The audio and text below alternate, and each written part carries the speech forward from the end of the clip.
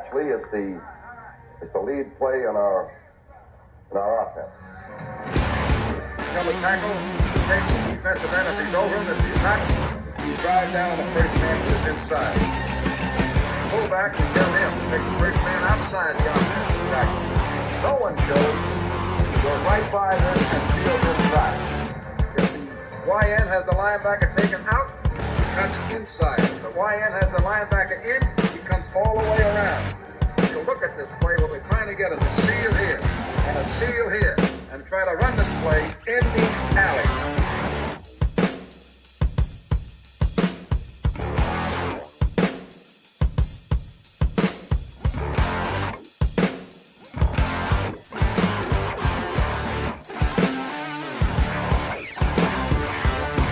What's up, guys? Welcome into Packers Total Access. My name is Clayton. You can check us out on packernet.com. You can find me on Twitter at Packers_access. I'm joined alongside my co-host, Jacob, from the Packernet Fantasy Podcast. Jacob has moved hell and half of Georgia to make it on tonight, and I just want to say I appreciate you, buddy. How you doing? It's been a busy day, but I'm here. There you go. All right. A man, a few words. I want to give a shout out to everybody in the chat here.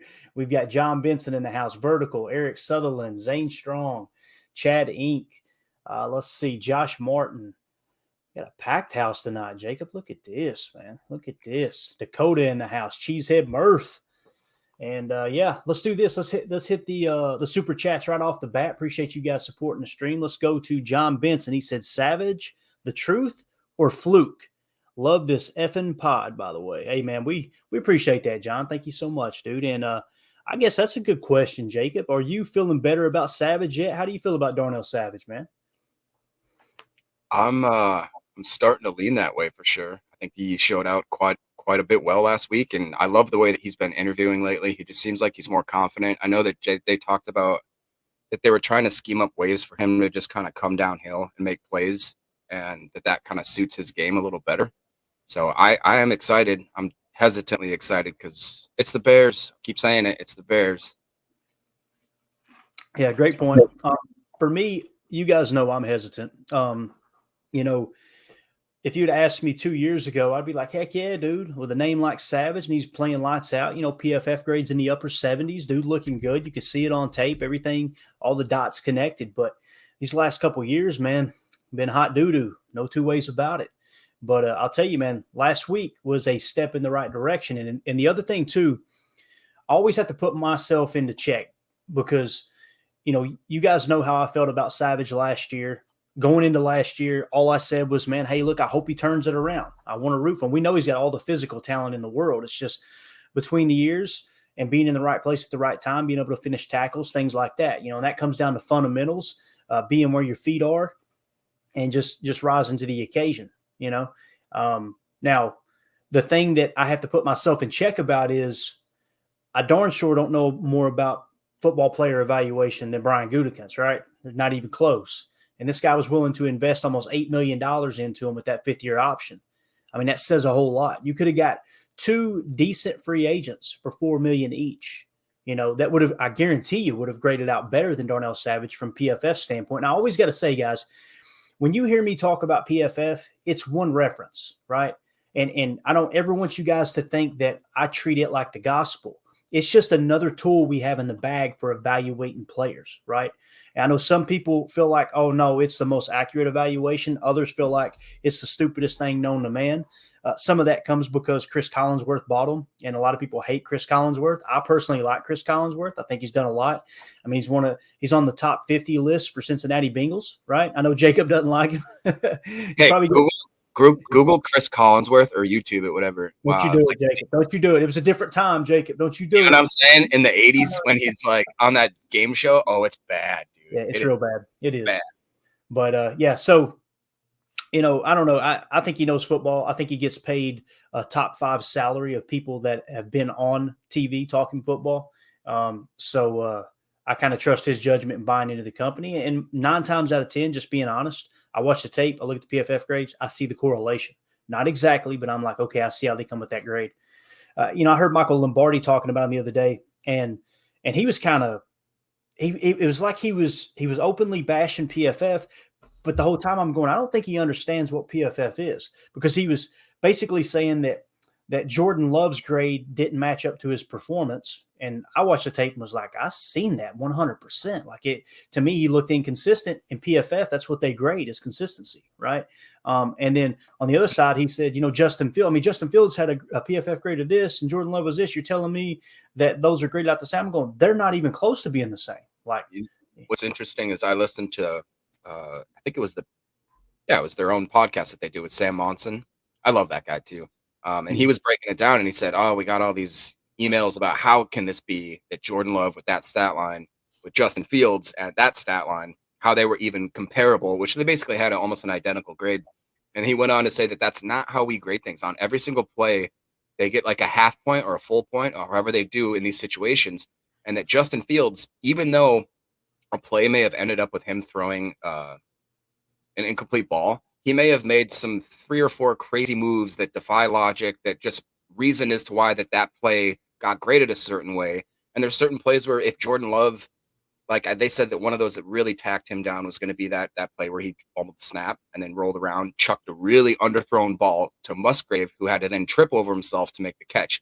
Now we look at it as like a 30, 40 yard gain. So it's going to help his EPA or whatever it is, but it's not going to do much for actually what that play was drawn up to look like. Did not come out that way, right? So he's going to get dinged pretty major on that. And they did say that he had maybe about I don't think they were turnover worthy plays, but they were like, I can't remember the way they worded it, but there was some kind of ugly. At one point I think he was 7 of 17, and after that he kind of just did. But what we know about Jordan Love this year is that the guy just kind of seems to slowly heat up as the game gets going, and by the end of it, man, he's rolling. So I'm cool with it. Those third down conversions too, man. I'm just telling you, there were so many times, and at the end of the first half, I'm just gonna be honest, guys, I was like, dang, this sucks. Justin Fields is out playing Jordan Love. This sucks. As a quarterback, he was. And then, of course, the second half hit. But again, third downs, when you needed them, that's when Jordan stepped up and played the best. You can work with that, man. That says a lot about him. Let's see, Josh Martin, thank you so much for the super chat. He said, we all should go – we should all do a GoFundMe to get Jacob his own internet. Happy birthday, Eric, and Go Pack Go. I have 100 megabytes. I don't know why shut up. Did you guys hear that brag? My guys, I had 100 megabytes. You talking to over here. Now it's funny because in the chat, everybody's like, why is this thing going late? And everyone just put it together and said it's Jacob's internet. That's why. So that's just the way. What's hilarious, it's probably been my internet being the problem the whole time, and you've taken the rap completely. I love it. Let's see. Cheesehead Murph, Go Pack Go, Go Pack Go Posse. What's up, Murph? Let's see here. Knucklehead Paul in the chat. There was something I had here. There was something. Where is it at? I really wanted to hit on it. I think I might have passed it up. It's gone. Sorry. It's gone, guys. It's a good podcast here. Oh, there it is. Cheesehead Murph. What's up, cousin Jacob Clayton? Where's Tim? Tim's in the clink. All right. That's where Tim's at tonight. I'm just going to be honest. He's down there. He went to visit family in Milwaukee, and he is in. All right. Hey. That's just the way we talk in the clink. No, he's not. He's spending time with family. He was like, Clayton, I can make it on. I'm like, dude, go spend time with family, bro. It ain't a big deal. You kidding me? The chat carries us anyway. So appreciate everybody in there hanging out with us. Let's do this, man. Let's see. Stephen Smith's got a comment here. I want to be active in the chat tonight, but we do have some topics we'll cover, but we can kind of fly by the seat of our pants if we want to here. Stephen Smith in the chat. He's a member of the YouTube group, the PTA Posse. He said, got to say, a little worried about our running game with Myers. Man, and their two-headed running game. Hopefully, pray that this is just a feeling and not reality. I think that if Atlanta's going to win this game, it's going to be on the back of their running game. And if we lose this game, it's probably going to be because we allowed pressure up the middle with their defensive line. I mean, with Onyemata and Grady Jarrett, I mean, there are two solid interior defensive linemen. I imagine that's going to be their nickel defensive lineman. So the big thing is going to be, it's going to sound like a broken record, but it's a very similar game plan that we had going into Chicago, Jacob. I mean, you're going to want to stop their run, right? Force them to beat you with the pass and get the run game going, control the clock, control the turnover differential. One thing I will say, the number one reason that the Carolina Panthers gave up that first half lead and ended up losing the game ultimately. They lost the turnover battle 3-0. But sounds like a broken record, Jacob, but that's got to be the game plan, right? Protect the ball, come out +2 if you can, like LaFleur said, and just stop their run, right? Yeah, and if I'm not mistaken, they've got another, like a third head to the running back, because Splash Patterson's back in, I believe, playing form. So in addition to that, you got to forget, people just think of them having those, run monsters, but Bijan Robinson, I don't know if you guys have watched, he can catch the ball out of the backfield. And in addition to them kind of overwhelming us on the running game, I am a little bit worried about him kind of sneaking out into the flats and maybe doing a lot of like open tackle, missed open tackle stuff that I know you guys know we've seen, especially by like our safeties and certain linebackers here or there. So it's just like, I really liked what we saw overall out of the defense yesterday, but this game scares me because and plus you got to add to the fact that they've got guys like Kyle Pitts and Drake London. I mean, that's just not fair. It is a little weird. Yeah. And what Jacob's talking about too with Bijan Robinson on this illustration here we got on the screen, this is their 21 pony package. Okay. So they run a pistol 21 pony. And if you'll notice the letters, I've got one back labeled as the H, right? And then you've got the T. I'm calling that T Bijan Robinson. There was one specific play where they used this alignment right here and they just hammered a quick flat pass to the T to Bijan Robinson, and he juked that safety out of his freaking jock, took it in for 6. Those are the type of things you can do with that 21 pony. When we run a 21 pony package, Jacob, it's exciting and everything. You guys heard me talk about it all offseason last year, but it's a little bit different when you've got A.J. Dillon as one of the backs. He's not that effective in the passing game. It's just, it is what it is. Bijan Robinson is good enough to be a wide receiver in this league. The same as Jahmyr Gibbs in Detroit. Everybody, I'm telling you, I got hate mail for saying that I like both of those. You never take a running back that early. That's crazy. I'm just telling you, when you can use them and flex them out wide like that, you cause a fit for the defense. And that's what we've tried to do. We've just tried to force a square peg into a round hole with A.J. Dillon in the passing game, unfortunately. So Roger in the chat says, Love may fill the pass rush versus the Falcons. Let's look at that real quick. Since you brought it up, Roger, I'm gonna trigger. Let's say we're coming out in 11 personnel, okay? And I want you to look at the PFF grade here. Actually, they don't have Onyemata playing in their nickel. They being PFF. But let me show you our 12 personnel here, and just to kind of give you an idea in case he is in the lineup. And I know it's hard for you guys to see. I'm just going to kind of highlight it for you and read it off. If you look at their interior defensive linemen, Onyemata 89.8, Grady Jarrett 82.2. Grady Jarrett is one of the most consistent interior linemen in the whole entire National Football League. Now, you look at our interior line. Jenkins had a rough start. I think he'll bounce back. Myers was hot booty at a 44.0, and then John Runyon at a 63.1. Now, some people were going, well, that's PFF, Clayton. I don't agree with that. Okay, well, Brian Bulaga said he was hot booty. Okay, Mark Tauser watched the tape. He said he was hot booty. I'm going to go with 2 former offensive linemen, one of which is in the Packers Hall of Fame, and Tausch, when he said that Myers was hot booty. So they're going to look to get pressure in Jordan Love's lap. But here's the good thing. With this Matt LaFleur offense, Jacob, we're not looking to do a whole lot of drop back passing. We're looking to bootleg. We're looking to run play action, show that stretch. Even if there's no boot attached, you want to get those defensive linemen moving that gap where they're trying to control 2 gaps. You want to see them pushed out of the way and give those throwing lanes to Jordan Love. Do you see us using a lot of that Jets motion stuff, like almost ridiculous amount of Jets motion, just to kind of keep them honest or guessing? That's what crazy is. You didn't see a lot of it last week, did you? No, I was really surprised by that. And you could tell that Matt LaFleur's approach was, let's keep that in the pocket, but let's show a multitude of formations, right? And you guys heard me read off Ben Fennell's tweet last week, or a couple episodes ago rather, and that's exactly what he was talking about, was all the different formations they showed. The U63, every time they break U63 out this week or this year, I'm telling you, I'm gonna be like a kid jumping up and down on the sofa, because I absolutely love seeing Rasheed Walker out there at the tackle position. And we're in the process of getting an agreement with Mike Wall. The goal is to have Mike Wall on a regular basis. And if we can sync our schedules up this season, then we're going to have him on a weekly spot. And I'm really, really excited about talking to him about this, because the question I would have for Mike is, Mike, with that U63 being similar to the U71 with Kevin Berry when you played, is this more – I know with Kevin Berry, he was good enough to be a starting offensive line. We need to get him on the field. And my question would be, was this more of a schematic approach, just trying to throw them a different look? Or do you think Rasheed Walker is good enough to be that six, that he's one of those players, like he's one of our best 11? If that's the case, guys, that means we get the left tackle of the future right in-house. And that's exciting, dude. So hopefully that kind of responded there, Roger, to your comment. I'm worried about the interior pass rush. Again, I'm going to throw it up one more time for this reason right here. I want you to focus when we go 11 personnel. Look at their edge defenders. Bud Dupree, 51.2, and then the other guy, I can't say his name, Ebiketie.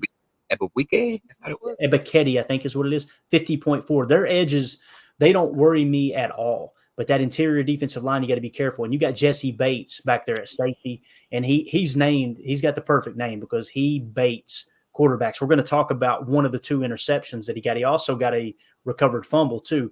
But we're going to talk about one of the 2 interceptions he got off rookie Bryce Young here a little later in the show for sure. But Roger, thank you for hanging out with us, buddy. We appreciate the comment there.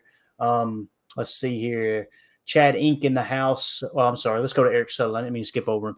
All I care about is 3 tuds, no turnovers, and a win. Amen, dude. Get back up north as quick as possible for that home opener. I can't wait to see Lambeau this year with those new boards and everything. It's going to be awesome. Chad Inc. says Wyatt could have a huge year.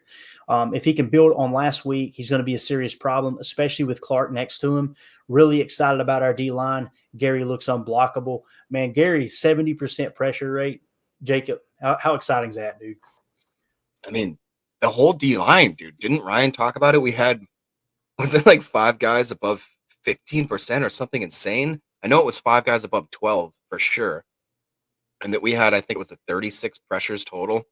So, I mean, I'm really excited. And I do think that if, I don't know, I don't really know what to think about this game, to be honest. And I'm really not sure where to put money on it because I've been so busy. Me and Tony didn't get to cut a podcast. We usually will at least on Friday or Saturday and just kind of tell you guys what our over-unders are for prize picks, some underdogs. I know because of the Aaron Jones potential injury and the game time decisions between, is it still Watson and Jones and who knows what else is going on with some of these guys, that's really going to just sway those lines. But I just don't feel comfortable in any way because Desmond Ridder and Jordan Love seem like that relatively in the same aspects of their careers. They have a lot of crazy good talent around them, young talent, really secure running back talent, and defenses that are kind of good in certain ways and kind of a liability in certain ways. So you add all that up, the fact that they're playing at home just gives them, just in my opinion, just a little bit of an edge. And just that being said there, I think it was, do you have this off the top of your head, the last time the Packers opened up the season with 2 road games? I think it was, I know it's before I think it was Kenny Clark's rookie year, if I remember watching him in an interview. I think that's what it was. Gotcha. So I'm just, I'm nervous, but I'm confident, but I'm also sweating. I don't know, man. It's a little bit of a conundrum for me right now. I understand, man. I understand. And again, this is going to be, it's a very young season. It's going to be the biggest test so far. The Falcons are a much, much, much better team than the Chicago Bears. There's no doubt about it. They're coached well. I like their scheme. I like the fact that they lean on the run. I think they ran the ball 52% of the time, so they're definitely a run-heavy team. And, when it come down to playing arguably the worst team in the league with the Carolina Panthers, what they did was they protected the football. They came out of +3, and it still was a fairly close game considering it was +3. But, again, you can't overlook anybody at this point. The Packers, I'm not letting anybody forget it. We're underdogs, guys. That's the way it is. 90% of the games we go into this year, we're going to be considered underdogs, and I love it. Let's keep it that way. Can I ask you a question? Just because that made me think about it. So, obviously they went and got Bijan, who people said he's a generational talent. But they had Tyler Algier, who the year before some thought was one of the best rookie running backs out there. And then you also saw, like you talked about, Jameer getting taken in Detroit when they quote unquote had their guy with Montgomery. So in a year where everybody's talking about how running backs are so not valued and how they're not really important to the game anymore, isn't it kind of interesting that we're talking about up and coming young teams and what's leading them is they're running backs, but the thing is the running backs are dual threat. They're not just like pound between the tackle guys. They're more of like you said, we can split these guys out in the slot or who knows where else. I just think that's fun to see the game kind of. Yeah, and it's funny, and take your eye off the ball. I don't know if you got to this part yet or not, but he talks about that. Pat Kerwin talks about it, and that book was written like over 10 years ago. And he's talking about in the book that people are saying the running back is a dying position. And he pointed out that all the great teams that year had great running backs, and they were versatile running backs. It's funny how it comes full circle. We got Nick the Realtor in the house, man. Appreciate you dropping through. Mike Lane taking a shot. He said, "Are you hot spotting off your phone?" LOL. Pretty typical of the Hudson area. Nick, I don't plan on going to the Saints game. My wife is trying to convince me to go to the Rams game this year, and I'm fighting so we can keep this post game show active. She's trying to get me to go to Atlanta. She literally told me 5 minutes before I went live here, let's get in the car and drive to Atlanta tonight and go to the game. And I'm like, girl, we got to do a post game show. We can't. I got to stay consistent with this, man. I'm having so much fun. This is the most fun I've had being a Packer fan and following the team, man. Just talking ball with Jacob and Tim and everybody that's a part of the posse, man. It's awesome. Absolutely awesome. So, yeah, I don't plan on going to the Saints game. Jacob, you? No, but Justin tried to get me and Tony to do that same thing. Like you said, dude, I'm having so much fun. I mean, work has been crazy. I was going to say something when he said Tim's in the clink. The reason that I've not been able to leave work for the last 3 days is because my employee's in the clink. So I've been opening at like 5:30, working all day, hopping off to get into the pod. Now I got to go back there later, but it's all worth it. I get my 4 hours tomorrow so we can watch the game and do the post game. And like you said, it's going to be good, man. I'm excited. Unbelievable, man. I'll tell you this, man, your boy down there in the clink tonight or whoever he is, he might have one of these guys yelling in the back of the cell. Stop playing with him! Stop playing with him! I just imagine somebody completely swole back there. You guys sitting there like, man, I'd rather be at work. Man, old Southern. Anyway, all right, let's keep this thing on the rails here. Eric Sutherland, we're going to keep it on the rails, and here's Eric Sutherland's comment. Tim chose his family over us. That hurts. Yeah. I love it. Let's see here. Perfect Dark says, why don't Packer fans believe in their team? They say the same thing every week. It's funny you say that because I've heard other fan bases say that we're unrealistic thinking that this team could win one game without Aaron Rodgers. Perfect Dark. And then the ones that are sitting here going, hey, look, here's the keys to the game plan. Here's what it's going to take to have a successful season. It's a bit of an uphill battle, but it can be accomplished. I don't think that's being unreasonable, unless I'm misunderstanding you there. So they say the same thing every week. I mean, I can't tell if he's a Packer fan or if he's just watching a Packers stream. I can't remember. It could be. Who knows? But anyway, thanks for chiming in, buddy. We appreciate you. Let's see here. Let's get down to a little bit of the agenda here, okay? What we got on the schedule, I should say. So injury report, right? We got the final injury report. A lot of people are talking about this. Let's flash it up on the screen. Bakhtiari questionable. Romeo Dobbs full participation. He's good to go again. Rashawn Gary limited participation. I think his workload will get increased a bit. That's just my personal opinion. Elton Jenkins full participation. That was a good one because he was limited the previous two practices with a knee injury. Anthony Johnson Jr. full participation. Aaron Jones did not participate and he is questionable. I've heard a lot of people say, well, that means Aaron Jones is out. I don't think that's the case. I don't think that's the case at all. I wouldn't be surprised if he suits up and then they don't even play him unless we fall behind or something. I could see that being a possibility, but yeah. I don't think he's necessarily, a guaranteed slam dunk out. Now, I think it'll be exactly what LaFleur's talking about. You wake up in the morning, see how it feels, go out there and test it out and see if you can make it go. If you can't, now here's the big thing. I want to mention this. Emmanuel Wilson has not been elevated as of this point right now. So that says a lot about Aaron Jones. That means they did elevate Patrick Taylor and Enos Gaines. So Patrick Taylor's elevated again, which means right now you got Aaron Jones, A.J. Dillon, Patrick Taylor. Now, if at the last possible second Emmanuel Wilson gets elevated to the active roster, that's probably going to be a tip that Aaron Jones will not be active, right? So kind of I think that that'll be a last second decision just to keep the Atlanta Falcons defensive coaches kind of guessing and not being able to game plan around stopping Aaron Jones. Basically, right now they're game planning to stop Aaron Jones as if he's going to play. If Aaron Jones doesn't play, then that changes their entire game plan altogether. Right now you might be running between the tackles with A.J. Dillon and Patrick Taylor, that type of thing. So Quay Walker, limited participation listed as questionable. It's my understanding he is going to play. He is cleared to play, I should say. He's cleared concussion protocol and is cleared to play. Now it's just a matter of him being active. I 100% expect Quay Walker to play. Christian Watson, limited participation. He's questionable. I think there's a great chance Christian Watson is going to play unless he goes out there, test it out tomorrow, and that hammy's tight again. Now, Troy Anderson, you guys have heard us talking about that linebacker for the Falcons and kind of drawing a parallel with Quay Walker being in concussion protocol. Troy Anderson was in concussion protocol.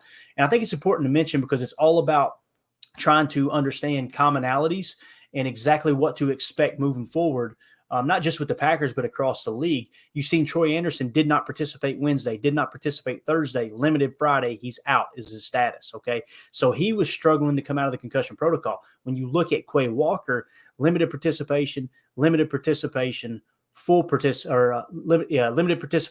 the way across the board, which kind of told you, okay, did not participate Wednesday, then limited. He stepped right out of concussion protocol. So just something to kind of pay attention to as we move forward because he's not going to be the only concussion this year. But with that being said, like I said, I think Quay Walker is going to play. I think there's a great chance there. I think there's a good chance Christian Watson plays. I think there's a good chance Aaron Jones plays. They may hold him out. We'll see how that unfolds there tomorrow morning. But what do you think about all of that information? I think it's pretty good news. What do you think, Jake? Yeah, I think it's great news. At first, when you see that thing pop up, you're like, oh, my Lord, that's a lot of guys up there. But like you talked about, you got to watch that progression. I almost think that what you said is if they come out and they're just boat racing these guys in the first or second quarter, I think they say, Christian, Aaron, take a seat, warm up on the bench, or I guess it'd be Atlanta, cool down on the bench. And then, but in the same situation, if all of a sudden the Falcons are starting to make a game right away, I think maybe, yeah, you pop them in there. But I think that Jones maybe turns into more of what we saw at Rashawn Gary, where it's third and down, it's 3rd and 5. I need Jonesy in there. Where, if he's a healthy go, he's in there more of, I would say, almost a 2 or 3 down back. And then I think that Shea Lacroix in the comments said Emmanuel's already on the 53. He can't be elevated. Were you talking about Patrick Taylor when you said that? Yeah, no, we're not talking about elevated. We're talking about activated. Who's going to be active on game day. So basically what they're saying is, yes, they elevated Patrick Taylor, but last week, Emmanuel was on the 53, but he was inactive. You got 45 active spots on game day. So what I'm saying is, if tomorrow Emmanuel Wilson is activated, then there's a good chance if that information leaks out before the Aaron Jones information, that probably means Aaron Jones is going to be inactive, if that makes sense. Hopefully I explained that right. But yeah, you're right. Emmanuel Wilson is on the 53. It's just he wasn't active on Sunday last week. And I think that decision is going to kind of give people kind of a tip of the hand of whether or not, because I don't think they'll have 4 running backs active is basically what I'm saying. So they'll probably just stick with 3 again. And Patrick Taylor being elevated, obviously, he's going to be on the active roster. Let's see here. Perfect Dart did confirm. He said, I'm a Packers fan since 1996. My man. That actually predates me. I became a Packers fan in 2003. That's when I was looking for an NFL team. I had never had a favorite NFL team, just kind of rooted for the Steelers because my brother was a big Steelers fan, and stumbled onto this awesome historical franchise and fell in love with it ever since, man, for sure. All right, let's move on to the next thing here. This kind of goes hand in hand with it. We'll just jump into this, and then we'll end with the money line talk. So Pro in the chat, he says, I hear Falcon fans saying Ritter has terrible pocket presence. I used the word cheeks. I said I thought he played like cheeks last week. And then I looked at the stats, and I'm like, how did he have such a high completion percentage? Because when I watched him, I watched the tape. He was just uncomfortable the entire time. He didn't throw the ball down the field. It was just, kudos to him. He played smart. He protected the football. They came out +3 in the turnover battle, and they won the game, right? And I think we would all agree. If Jordan Love played like cheeks tomorrow, if the choice was Jordan can play great and we lose, or Jordan can play cheeks and we win, I'm going with the cheeks. I want that dub. That's just how I roll.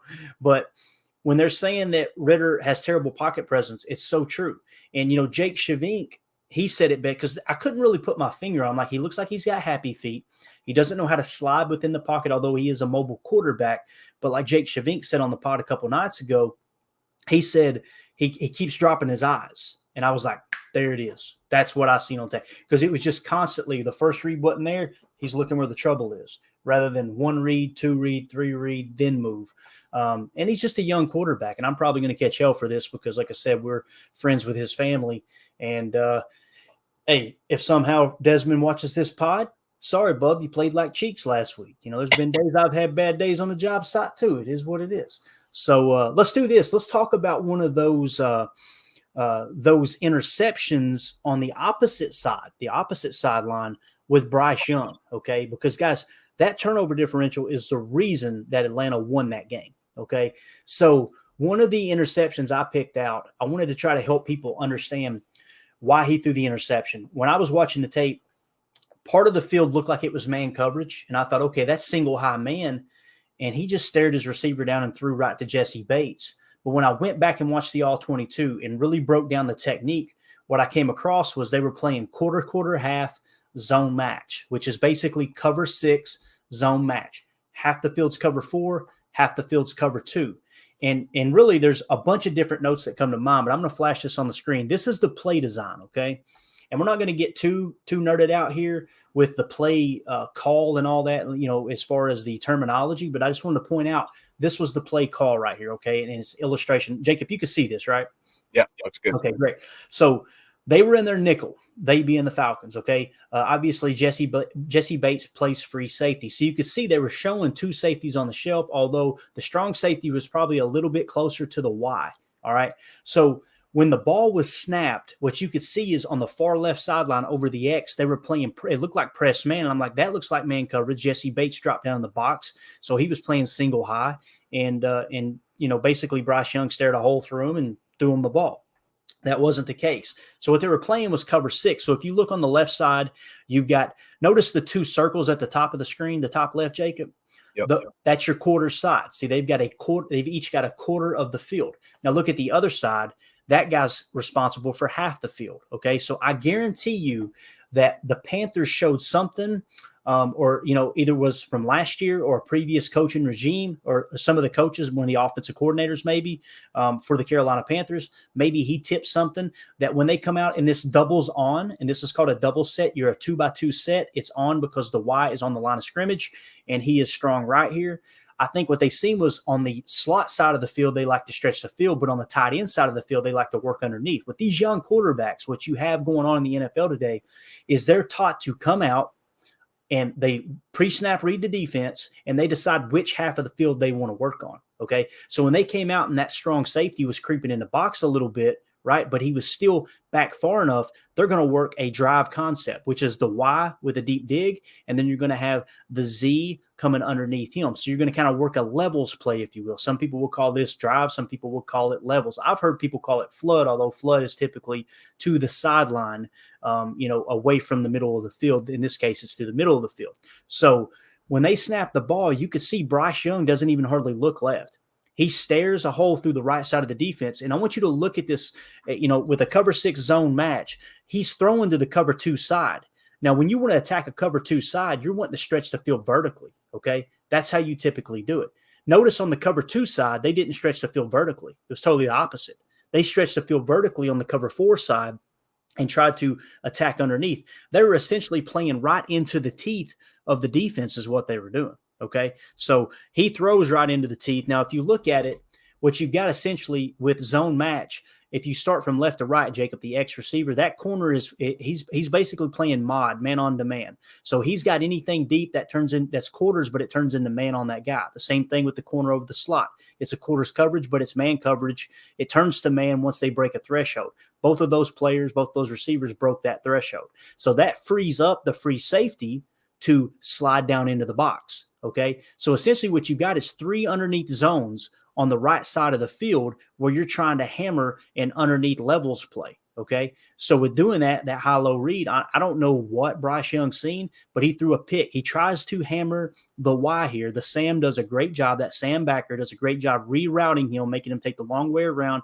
It gave Jesse Bates at the free safety position enough time to drive down into the box and pick that pass off. So what you would like to see on that cover 2 side is them stretch the field vertically. Now, there was an answer to this play. That's the thing, too. There's always an answer to every play. The answer to this play was as soon as Bryce Young drop back. And here's the thing, too. He doesn't do well like Jordan Love does.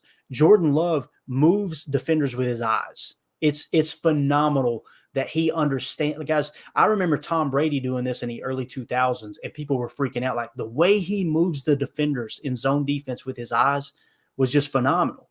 Jordan Love has that ability. Now, Jordan Love isn't the most accurate passer. That's a negative for me.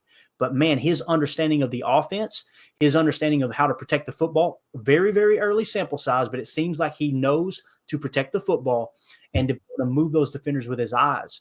What you could do in this play, and you could see it if you go back and watch it, this was around the 1:10 mark, 1 minute, 10 seconds left in the first quarter. You can see that slot receiver beats that corner on that post. But Bryce Young doesn't see him. Bryce Young drops back. I think what he does is he looks over, he sees Jesse Bates on the shelf, and he immediately thinks, I'm going to hammer this cover 4 in the middle of the field. And what he didn't realize was it was a cover 6. It was quarter, half. So he comes back, tries to hammer that down. The Sam reroutes the Y, throws it right to Jesse Bates. Huge pick, puts them immediately in the red zone, and they're off to the races, they being the Atlanta Falcons. I'm not concerned with Jordan Love and this exact play not being able to recognize what he would do there in that case, Jacob, is I could see Jordan Love looking right, baiting the safety underneath, Jesse Bates, and then trying to hammer that post route over the top. That's what I would see him do. So, again, when you talk about bad quarterback play, I have a lot of confidence that Jordan Love would not throw that pass. That's one of 2 interceptions, and like I said, they actually recovered a fumble as well. When I watched those 2 interceptions, Jacob, I came away thinking I'm not that concerned with us winning the turnover differential battle. But what triggers in your mind as we talk about that right there? No, man, it's just really cool to watch that, just to see it break down. Because like you said, you start to see if I were to go here, then I go here. Like it's a chess match kind of thing. It's pretty cool. But like you talked about, was Bates in Cincinnati? Is that what I'm thinking, right? Yep. One of the top free agents this year. Yep. I was going to say, is just real quick off topic. Is there any reason why the Packers didn't make a run at that guy, or is he just too big of a price tag? There is one huge reason, Jacob. They picked up a 5th-year option on Darnell Savage. That's what I was going to say. Was that the either or? Oh, good. Some people would say, well, no, they didn't have a salary cap to sign him. I respectfully disagree. Things could have been moved around in a blink. These same people that have said that this salary cap has us so hindered. Guys, we have a $40 million cap hit for Aaron Rodgers this year, and he's not even on the roster. Right. So I'm sorry. When you can field a team with a $40 million cap hit for a quarterback that's not even on your roster, trust me, there was ways to work the cap around and get Jesse Bates. But what it tells me with Goody is they took the scattershot approach. They said, all right, let's secure Darnell Savage. We believe in Darnell Savage. They do, not me. I'm not saying I do. I'm not sold yet. But Goody believes in Darnell Savage. And I guarantee you Matt LaFleur and Joe Barry and everyone else in that defensive coaching room probably gave the go-ahead and said, yes, Savage is the guy that we want to play free safety. Okay? Go ahead. Sorry, just to be fair, because that's kind of what we envisioned Savage should have been or could have been, because like you were just talking about, the way a quarterback is going to bait the safeties, the cornerbacks, if I'm understanding you correctly, it is more of the eyes, the subtleties, but then the way that safety can kind of return some of that, in which I remember they said that Savage had the ability to kind of intentionally disposition himself as to make a quarterback think, I've got this pass, I've got this throwing lane, but he's so fast and so physically talented that he can then close that gap and cause a lot of turnovers, picks, or whatever you want to call it. So I guess I understand, like you said, if I'm not a grader of talent by any means. Right.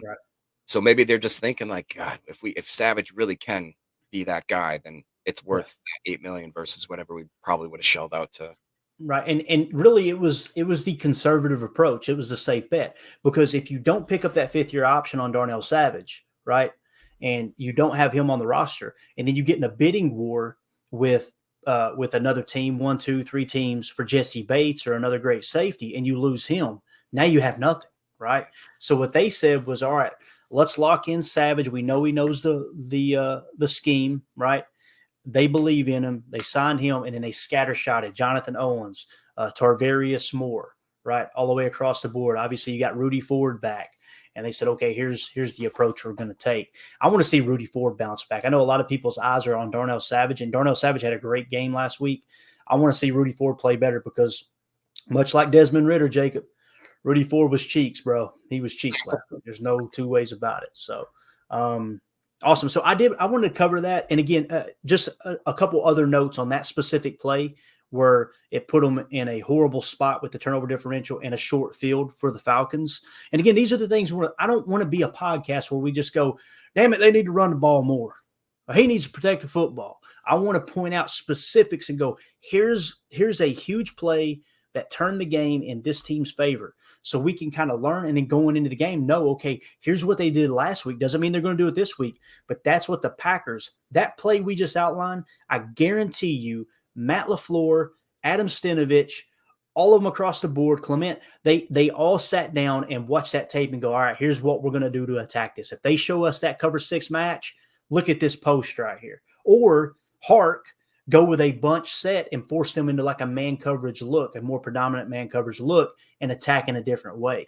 The slot post was the throw to make there. It was a poor play design by the coaches, in my opinion, if they indeed did watch tape and expect a cover 6 match, a zone match.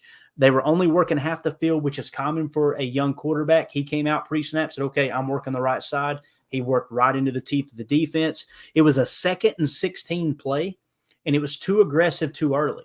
You're inside your own 20, and a 2nd and 16 play, and you're going to try to pick up a deep dig into a cover 2 half of the field. No. I would have been totally cool with a running play there, pick up 5 or 6 yards for the defense they're playing because they had 2 safeties on the shelf, and then play for a 3rd and 8 or a 3rd and 9 rather than giving the ball away, right?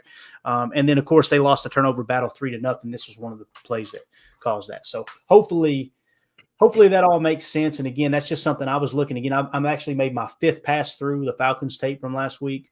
And those things are just starting to really pop now. Like, holy cow, that's okay. That's why that happened. That's why because when I watched the game back by the end of the first half, really the end of the first quarter, halfway through the second quarter, I'm going, how in the world did Carolina lose this game? And then those turnovers came up. That's why Carolina lost that game. There it is right there. So I don't like the Eagles Vikings game.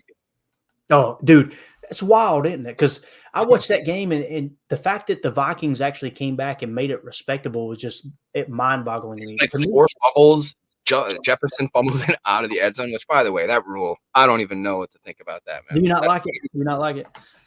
Let's talk about it. Come on, let's talk about it. Seriously. How do you feel about it? I don't know. You like it? I love – So the offensive wide receiver is stretching, or whoever the offensive player is, stretching for the goal line. If it does still pass the inside of the pylon and then goes out the back of the end zone, right? Yes. It's right. considered a touchback, and then the opposite team gets the ball back. Is that correct? If you fumble the ball through the end zone, and it can go out on the side of the end zone, but if you lose possession before you reach the goal line, and the ball goes into the end zone and out of the end zone, then the possession goes to the other team, and it's a touchback. Right. Okay. Me, I'm old school. I'm boring as hell. I love low-scoring games. I love defensive struggle games. I can't stand a 45-42 game. They drive me crazy because 9 times out of 10, there's stuff that's, there's penalties that are not being called. The offense is getting the majority of the calls, and I want the game to be played the way it's supposed to be played. Now, what's the number one priority as an offense? It's to score points, right? To score points and protect the football. They didn't do either of those there. He lost possession of the football, right, in a crucial time where they were about to score. So when people say, oh, no, they should just spot it at the 1 and give them the ball back. Let's try it over. Let's try again. Get out of my face with that, dude. Yeah, actually, no, I kind of do agree with it. You see what I'm saying? And I'm trying to listen.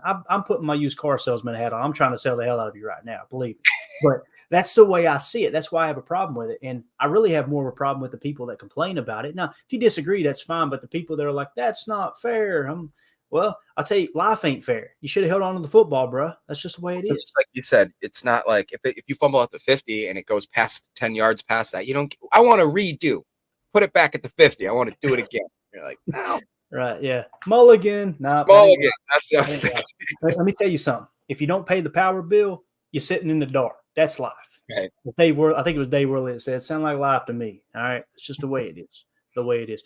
Zane Strong in the chat says, ready for this win tomorrow. Go Pack, go. J Love, 4 touchdowns, 3 passing, 1 rushing, bro. You hit me with that.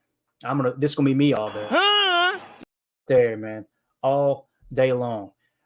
I would love to see J Love get his first rushing touchdown. That would be really cool, man. And we got to teach him to slide, though. He can slide, but he, like he told his agent, I just want to run through somebody, and his agent said, "Don't do that." Yeah, not a good plan moving forward. All right, we're gonna wrap this thing up in just a second. Let's do this, a rapid fire last segment here for you, Jacob. Let's touch on the money line. Okay, here is the money line according to Vegas. This is I looked at FanDuel and several others. This came from PFF's site.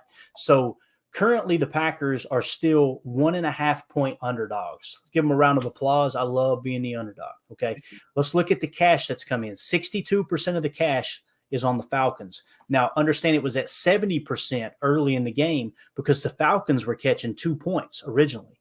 And all this money went on the Falcons +2, right? And now the line is completely flipped to +1.5 for the Packers. Okay. So you've got 62% of the cash in Atlanta's favor, 38% in Green Bay's favor. And the tickets, only 39% of the tickets are on the Falcons. 61% of the tickets are on the Packers, which tells you that the big money is on the Falcons. And then late in the game, as Green Bay started catching points, a crap ton of smaller bets came in for the Packers.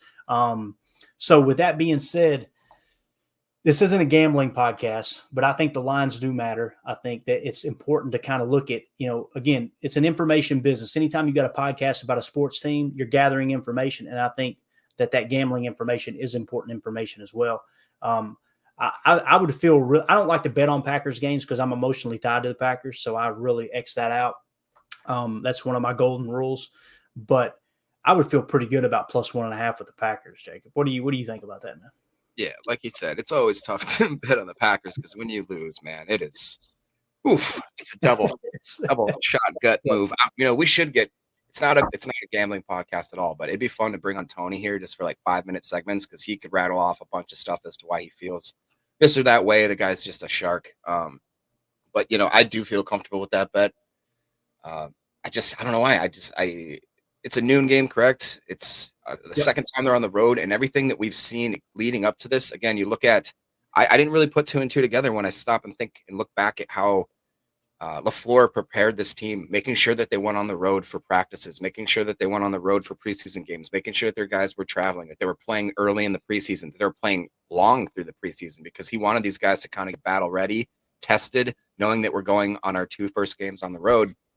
And the 2 first games, not something that obviously teams that people are picking to be Super Bowl contenders or nothing like that, but to make that headway, knowing that maybe we have an easier front end of the schedule, which I would definitely argue we do, trying to build up those wins, get that confidence in the team. I just think that right now the Packers are, if they win this game and if, they do cover, kind of make, isn't it the second week in a row that the Packers have been underdogs? When's the last time I'm sure that hasn't happened consistent. I don't know the answer to that question, Jacob, but it doesn't happen often, man. It doesn't happen often. Yeah. I couldn't say the last time. Especially against people or teams of this talent level, I would argue. It's probably very rare. But I feel good about it. I'm not telling you guys to go bet the house. Definitely don't do that. But I feel right. Don't bet the power money either, man. Got to make sure you got that AC going this time of the year. Nick the Realtor said they do that to make sure an offensive player, can't fake fumbles into the end zone. It's another good point.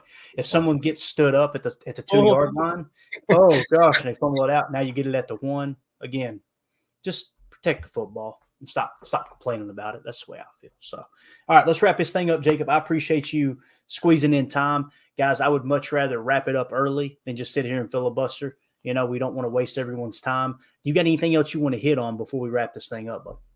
I just thought there were some interesting, real quick prize picks lines, which again, I think these are going to jump, which is kind of fun when you can. I like doing them Saturday night sometimes. A lot of people would argue, no, I don't like that, but you don't want to throw Aaron Jones and Watson in. But what you do take is Romeo Dobbs is at 38.5 receiving yards right now, Reed at 39.5, Musgrave 32.5, and you just pick that high or low.